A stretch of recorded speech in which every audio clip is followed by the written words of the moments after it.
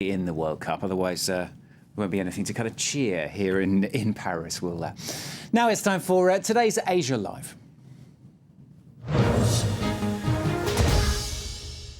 And the question in Asia Live today is what to do if your homes, your livelihood and even some of your friends and family are taken from you. Well, for the people of the Philippines, of course, the answer for many has been you turn to the church. More than 80% of people in the Philippines are Catholic, and the church has inevitably played an essential role in bringing people together to help those in need. Well, our correspondents Marie Linton, Guillaume Bression and Justin McCurry report from Palo. It's just 12 kilometres from Tacloban.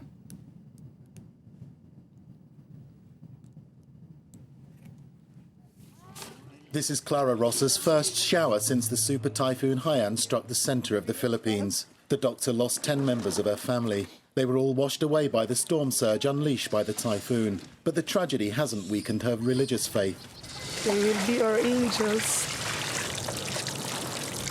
as we struggle. We, the living, have this struggle. Don't you feel sometimes angry against God? No, because I know God has his own reasons.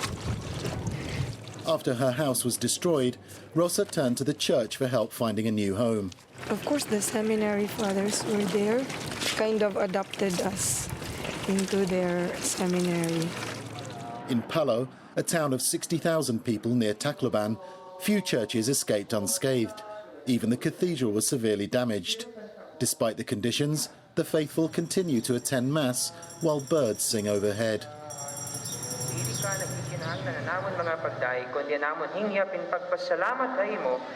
Outside, people gather every night to pray. They include Palo's mayor, Remedios Patia, who's flanked by 2 bodyguards amid fears over public safety. The people keep coming, even right after the typhoon, even if there was rain. If we ring the bell, they come. They really pray. In the Philippines, where more than 80% of the population is Catholic, the church has found itself on the front line of helping survivors. Now 300 people live in the archdiocese, while dozens of others live in other religious buildings elsewhere in Palo. Today, the archdiocese is distributing packs of rice and canned food to 2,500 people. This is the first aid package I have received. We need help from anyone. Please. We really need help. Dioceses from neighbouring regions collected donations from parishioners to send to the areas hit by Typhoon Haiyan. Next, what is your name? Asilo? Okay, Asilo. These are relief coming from the Diocese of Tagum. They just came last night. The churches in this area must also deal with the thousands of bodies recovered after the disaster. Alex, who works at a local church, guides us through the rubble, where bodies are still being discovered. More than 800 have been registered in Palo alone. It smells bad. Where is the body? Okay, just there then.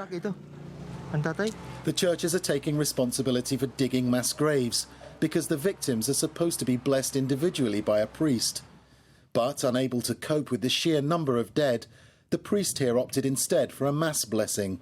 60% of our barangays died. Actually, we listed at least 200 dead persons. We buried it there in the 3 big holes.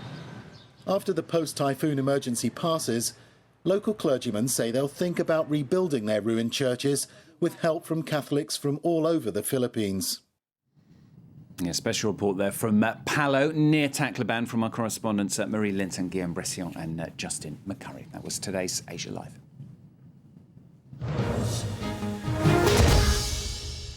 Well, that was this hour of Live from Paris from me. Going to be back, of course, with another edition in an hour's time. Shona's going to be here with the next hour after the break. She'll have the latest on the hunt for the mystery gunman. Of course, he's been terrorising Paris. That'll be coming up in the next half hour and out with Shona after the break. So stay with us if you can. France 24.